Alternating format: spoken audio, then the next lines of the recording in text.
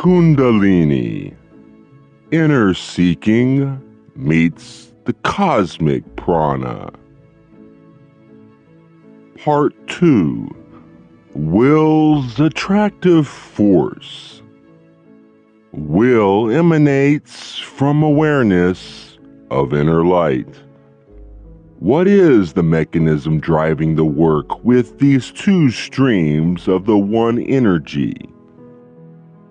The will of the entity as it evolves is the single measure of the rate and fastidiousness of the activation and balancing of the various energy centers. How do we understand this will? We can start by looking at the effect that the will has upon the filtering of the universal light through the energy centers. In two different quotes, Ra describes this filtering process as being dependent upon two components. This point of ingress of the universal light energy is undifferentiated until it begins its filtering process through the energy centers. The requirements of each center and the efficiency with which the individual has learned to tap into the inner light determine the nature of the use made by the entity of these in-streamings. We have addressed the filtering process by which incoming energies are pulled upwards according to the distortions of each energy center and the strength of will or desire emanating from the awareness of inner light. Quote A is easy enough to understand. The distortions and requirements of the energy centers is the unique and various patterns of activation, blockage, balance, and eternal structure, some of which may be pre-incarnatively set for the duration of the incarnation. Basically, the configuration of your chakras. This is part of what filters that prana. Quote B speaks of the will. Energy is filtered and pulled accordingly to the entity's use of will. And in the bolded portions of the quotes above, the will is linked to the awareness of the inner light along with the seeker's ability to tap into that inner light. Of the inner light, Ross says, the inner light is that which is your heart of being. Its strength equals your strength of will to seek the light. Will's strength equals awareness of inner light and ability to tap the inner light. What is the inner light? Your heart of being, your true nature. So, as you become aware of your heart of being, the very heart of who you are, you become aware of the will inherited in your being. You become aware of the original desire. This is manifested in your desire, your thirst, your focus, your intensity, your sheer perseverance and fidelity to the path over the years and the testing. The longer you keep true to the original desire to persist in seeking the one in the face of distraction, confusion, dissipations of energy, needed periods of rest, etc., the more that the inner light itself, the heart of your being, is developed and strengthened. The Law of One philosophy is saturated with communication about the shaping, sacred, self-authorizing power of our will. Acceptance of self, forgiveness of self, and the direction of the will. This is the path towards the disciplined personality. Your facility of will is that which is powerful within you as co-creator. You cannot ascribe to this facility too much importance. Thus, it must be carefully used and directed in service to others for those upon the positively oriented path. Will attracts the upward spiraling light. As the self becomes more aware of the inner light and learns to pull efficiently, tap it. This then has the corollary effect of attracting and pulling the upward spiraling line of light, meaning that all the conscious seeking you are undertaking, the meditating, the contemplating, the attempts to open the heart and see the Creator in all things. This is increasing both the strength of the attraction through the South Pole and the type of attraction through the South Pole. To put it another way, your spiritual seeking, or whatever your desires are aimed upon, is configuring that which is attracted to you, ever more a function of conscious desire as you become a conscious being. Consider that is precisely what is happening in the initiation process that unfolds in the Queen's Chamber of the Great Pyramid. In continuation of the quote above about the inner light, Ross says, "The Queen's Chamber position, or balanced position of a group, intensifies the amount of this will, the amount of awareness of the inner light necessary to attract the in-streaming light upward spiraling from the south magnetic pole of being. Thus, this is the place of the initiate. For many extraneous items or distortions will leave the entity as it intensifies its seeking, so that it may become one with this centralized and purified incoming light. One does not need a Queen's Chamber position in a great pyramid to perform this work. It is just a tool. But for the purpose of this essay, the Queen's Chamber position neatly illustrates the process.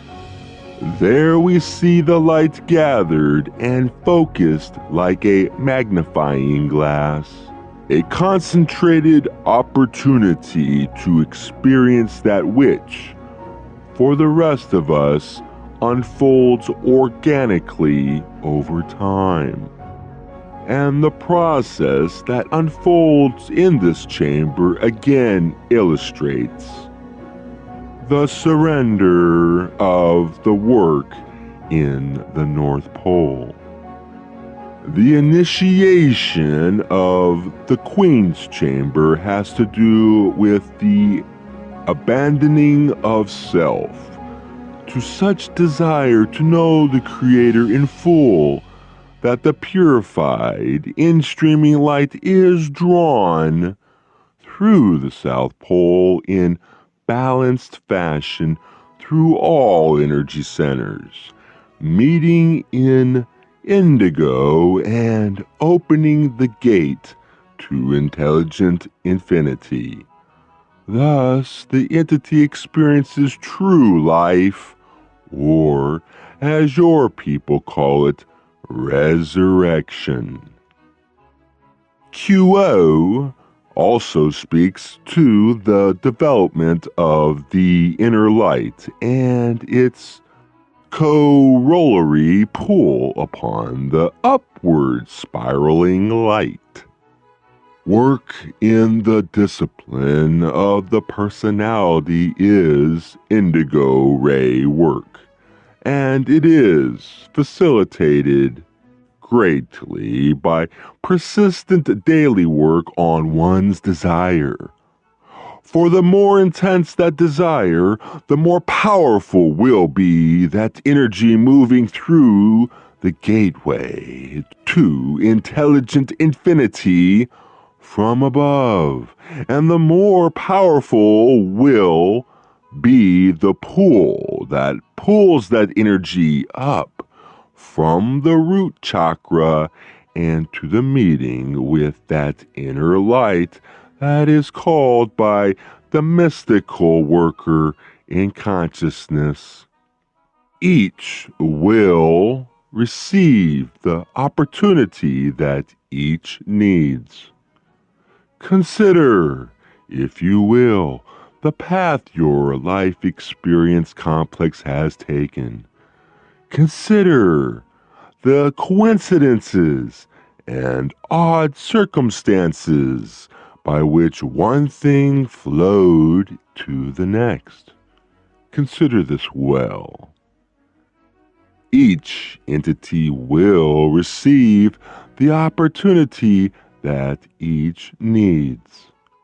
Throughout the 106 sessions, Ra leaves so much room for ambiguity in the process of evolution, recognizing the uniqueness of all creations, the infinity of possibilities, and the unknown quality of mystery out of which it all arises. Here, however, they make an exception. They speak categorically in the assertion that each entity will receive the opportunity each needs. Not maybe or likely, but absolutely. Elsewhere in the raw material describes how that opportunity evolves as the entity evolves. They say that the opportunity is random and provided by the Logos for those beings early on in their development, beings who are not yet conscious.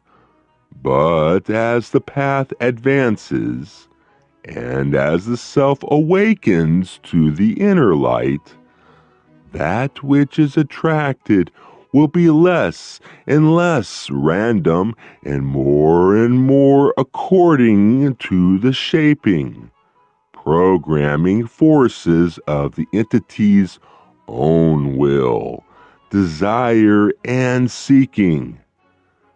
This is all captured here. The sublogos, such as our sun, offers the catalyst at the lower levels of energy.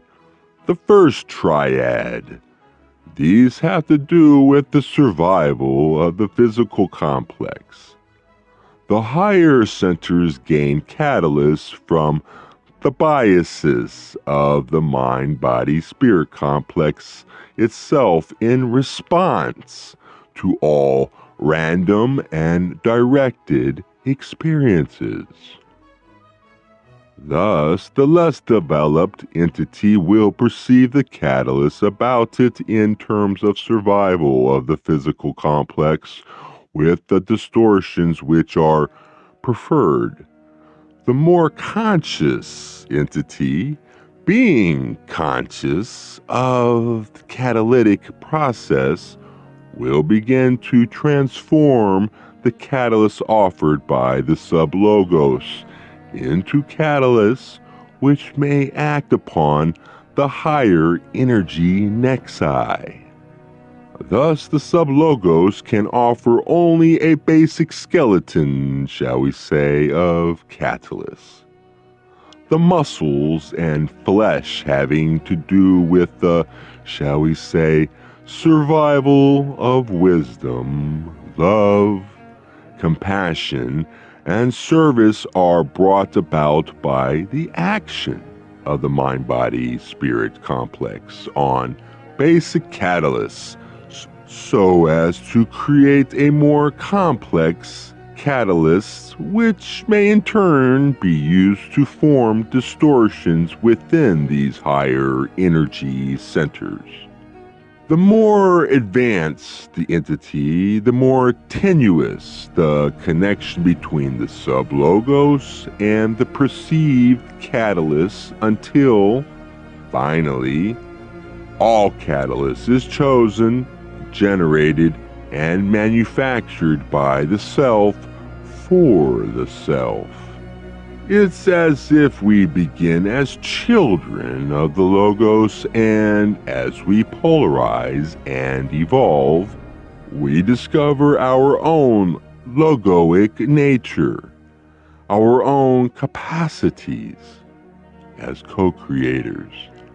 This process connects directly to the development of the relationship between the North and South Pole energy, the inner light and outer nature. In the phenomenon of somatics, I found a metaphor that helps me to understand this. This is when sand or other malleable substance is spread thinly over a surface and a particular frequency is projected or vibrated through the surface. The sand forms different geometric shapes based on the frequency. Change the vibration and the patterns changes. I see the will functioning as does the frequency vibrating the plate. The more that the entity develops the will, the more that the will or the being itself tunes to a particular frequency. That frequency then causes the sand to form itself into a particular geometric pattern. The sand in this metaphor represents the infinite possibilities available to us, at first randomly spread out, but increasingly drawn to us and formed into intelligible patterns that are unique to our frequency. As we become aware of and tap into our inner light, we transform the randomness into catalysts designed to meet our specific needs of learning. In other words, the vibration of our own will is, right now, intelligently shaping circumstance to conform to that which we seek and desire. The more conscious our desires, the more conscious this process. The more our desires are unknown to us or conflicted or fragmented, the more that life experience will unfold accordingly. This is the dynamic of the inner light, pulling to itself the upward spiraling light through the South Pole. But that which is pulled to us doesn't generally appear as some amorphous energy. Rather, that upward spiraling light arrives at our doorstep in the guise of other selves, situations, and opportunities. Not all of those attracted, example, desired, opportunities will be pleasant. They may involve loss, limitation, sacrifice, or some difficult facing of the self. In fact, the more that we strengthen the inner light, the more that the situations that we attract are asking us to sacrifice our separate identities in order to be born to our true natures. There is no experience which is not purchased by effort of some kind. No act of service to self or others which does not bear a price to the entity manifesting, commensurate with its purity. All things in manifestation may be seen in one way or another to be offering themselves in order that transformations may take place upon the level appropriate to the action. The crux and sata is a part of the concept complexes of the archetypical mind. The circle indicating the magic of the spirit. The cross indicating the nature of manifestation which may only be valued by the losing. Thus, the crux and sata is intended to be seen as an image of the eternal in and through manifestation and beyond manifestation through the sacrifice and transformation of that which is manifest. When one merges this understanding with what Ra calls the law of responsibility, one sees how self-authorized the journey really is. And one sees how powerful and empowering an act it is to take responsibility for one's reality. Inner seeking meets the cosmic prana. How then are these two streams of energy balanced in dynamic relationship within the self? In the following passage, Dawn had just asked a question about when space-time is no longer in effect. Instead of a direct reply to that question, Ra takes the opportunity to speak of the balanced meeting and mating of the upward and downward spiraling lights in the mystical seeking of the One. In the experiences of the mystical search for unity, the mechanical concepts of space and time need never be considered, for they are but part of an illusionary system. The seeker seeks the One. This One is to be sought, as we have said, by the balanced and self-accepting self, aware both of its apparent distortions and its total perfection. Resting in this balanced awareness, the entity then opens the self to the universe which it is. The light energy of all things may then be attracted by this intense seeking, and wherever the inner seeking meets the attracted cosmic prana, realization of the One takes place. The purpose of clearing each energy center is to allow that meeting place to occur at the indigo ray vibration, thus making contact with intelligent infinity and dissolving all illusions. Service to others is automatic at the released energy generated by this state of consciousness. There is a lot to unpack in there. Let's start with wherever the inner seeking North Pole meets the attracted Cosmic Prana South Pole, realization of the One takes place. I love the word wherever in that statement. It conveys to me that the Creator isn't just beyond and transcendent, though it is beyond all qualities, all things known, all objects, all that can be spoken and comprehended.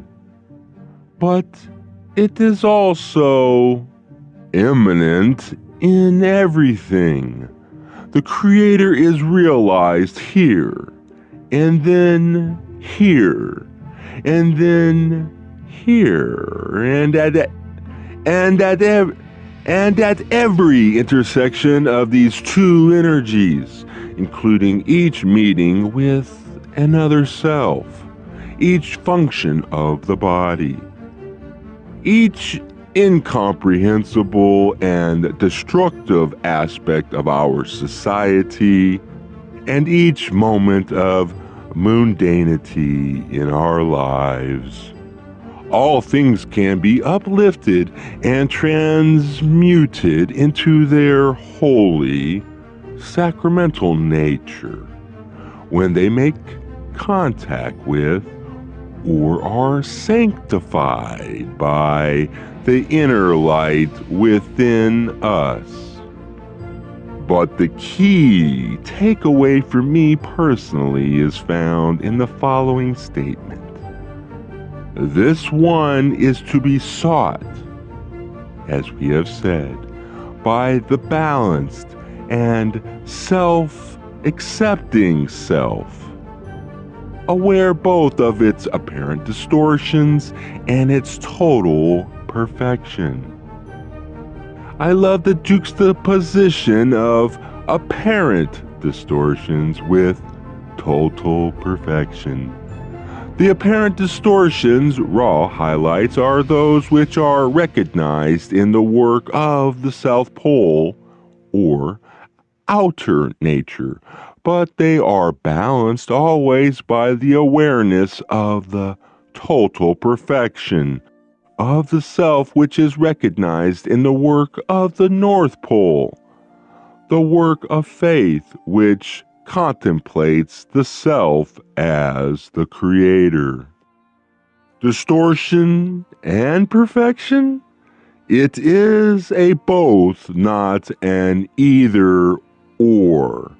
Thus, no matter where we are on the evolutionary spectrum, no matter how distorted, stuck, or imbalanced, we are forever and always perfect, whole, and complete.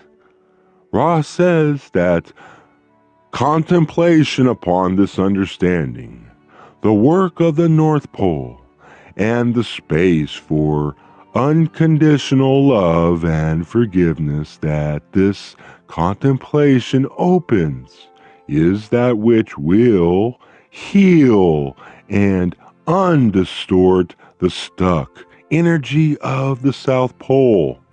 Perhaps we are undistorted, not because we remove distortions, though distortion does fall away, but rather because we accept our distortions in the knowing of self. In fact, What better standpoint to create the space for self-acceptance, love, and forgiveness than to see all of life in the great context of perfection, wholeness, and completeness? The work of the two poles is done in tandem, and resting in this balanced awareness, the entity then opens the self to the universe which it is. In the same quote, Ra goes on to again highlight the way in which the inner seeking attracts the cosmic prana. The light energy of all things may then be attracted by this intense seeking. And wherever the inner seeking meets the attracted cosmic prana, realization of the One takes place. The work of contemplating the self and other self as the creator, as perfect, as whole, as complete, must meet the upward spiraling light. The inner light cannot ignore or suppress. It must integrate and eventually unify with the world of distortion and form. In my understanding, it is the center of the mind-body-spirit complex system that fully opens the way for this, the center of unconditional love. The gift of this quote has so much more to offer, though. Ra says, the purpose of clearing each energy center is to allow that meeting place to occur at the indigo ray vibration, thus making contact with intelligent infinity and dissolving all illusions. What is the mother of all illusions but that there is a separate self inside you, living behind your eyes, in your skin? In fact, the greatest mystic whose words my eyes have encountered, Sri Ramana Maharishi, says that the entire universe itself arises only after the emergence of the I thought. The I thought is his term for that core seed from which springs the illusionary notion of a separate self. The thought of an individual I, he asserts, and I believe Ra would agree, is the root of all illusion. I believe that this connects to the why Ra describes the self-realized being as transparent in personality. What the self-realization undoes is the separate self. In that undoing, there is no solid self anymore. The universal light energy is then allowed full travel through this transparent structure of the mind-body-spirit complex. As Ra says, service to others becomes automatic in this state. It is automatic because in our true form, we are self-luminous. We are no longer just reflecting light. We are generating light. Each other self looking at us then is looking at the Creator through the surrendered, transparent personality structure. Ra says of the upward spiraling South Pole energy that the energy ingress ends with indigo. The violet ray is a thermometer or indicator of the whole. Thus, seeking the Creator is done not just in meditation and the work of an adept, but in the experiential nexus of each moment. Understand that all natural functions of the body have all aspects from dense to fine, and can be transmuted to what you may call sacramental.